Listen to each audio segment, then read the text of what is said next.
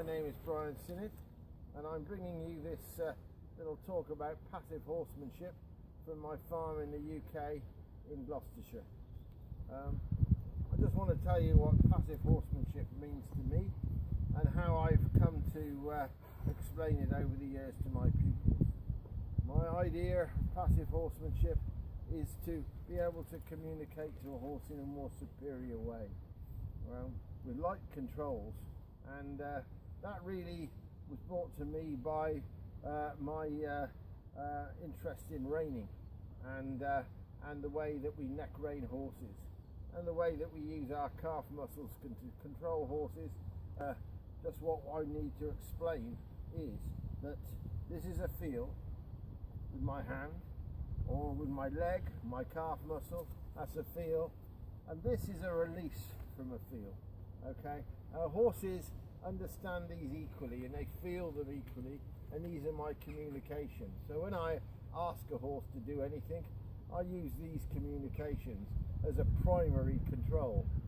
If the horse resists my control, then I may use a negative reinforcement, which is described as a mild discomfort, to ask the horse to move away from whatever I'm doing. Okay, if the horse got really painful and wanted to buck me off for some unknown reason, I could use positive punishment to reconfigure his mentality. Okay, to me all these things are consistent with my concept of passive horsemanship.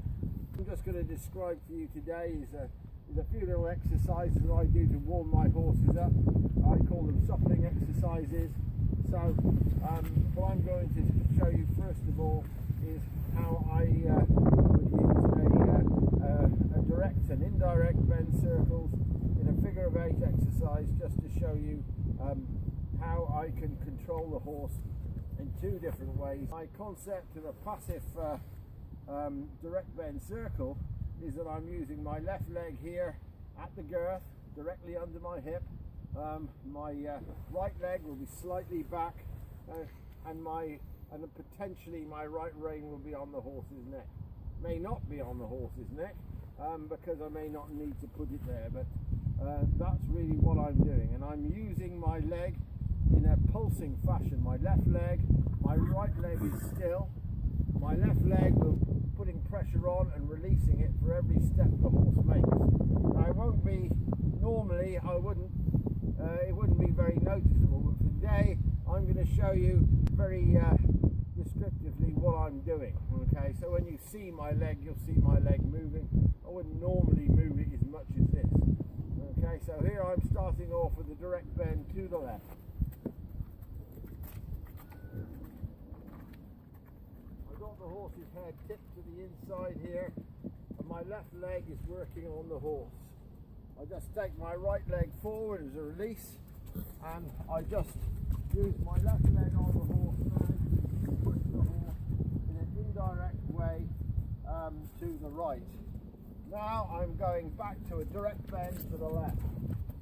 My left leg is in the girth, my right leg is slightly back, and I'm tipping the horse's head to the inside. Now I'm changing the reins, I'm going direct to the right. My right leg is now working at the girth, my left leg is back doing nothing. And here I'm just going to put my left leg forward, my right leg pulls away. So I ask him to take this indirect bend to the left. So that's my first exercise. My next exercise is going to be a leg yield, and I'll just do that across the school for you. And so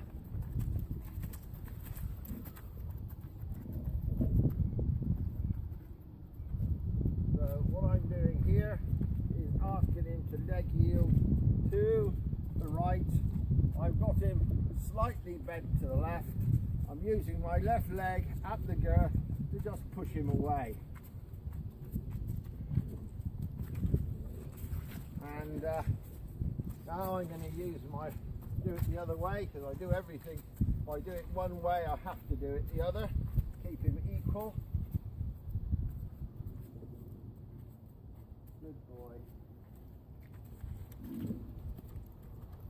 Now, what I'm going to do is a haunches in exercise now. I would normally do this on the rail, but today I'm doing it in the middle of the arena for you. So the rail would be on my right side here, and I'm just asking him to look down the rail, and I'm just pushing him off with my right leg and digging his head towards the left there. I'll do it the other way here, and I'm just pushing his hip over. His left hip is coming to the right, and I need his head more over here like that. Okay, that's more like what I'm after. Good. These are just suppling exercises to get the horse to understand what I'm talking about.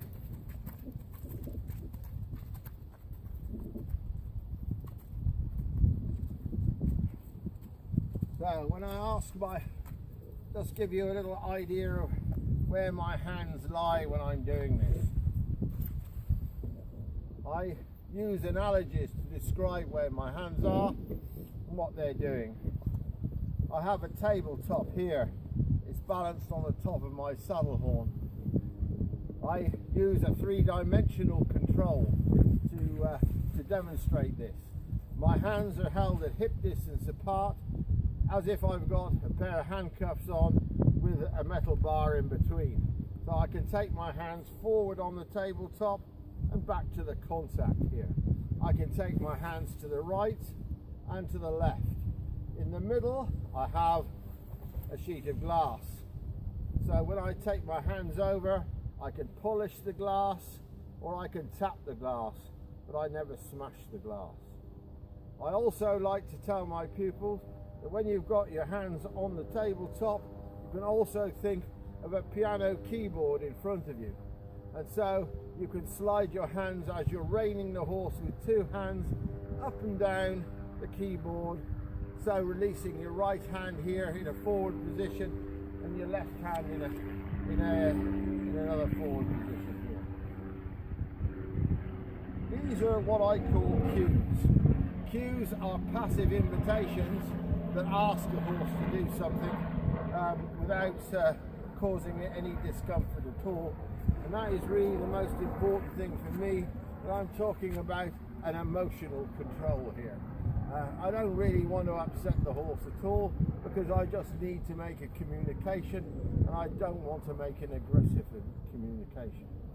So when I want a horse to back up, I take my hands up onto the tabletop, I put my hands forward, bring my hands slowly back to the contact, my legs come forward, and I just ask the horse to back up. And then I can relax my hands back onto his neck when I've finished, to show him that it's all over. And I'm thanking him by putting my hands here. So I use that as a very distinct pattern or sequence of control, putting my hands back on his neck. He knows that I want him to relax and to think about what I've just asked him to do.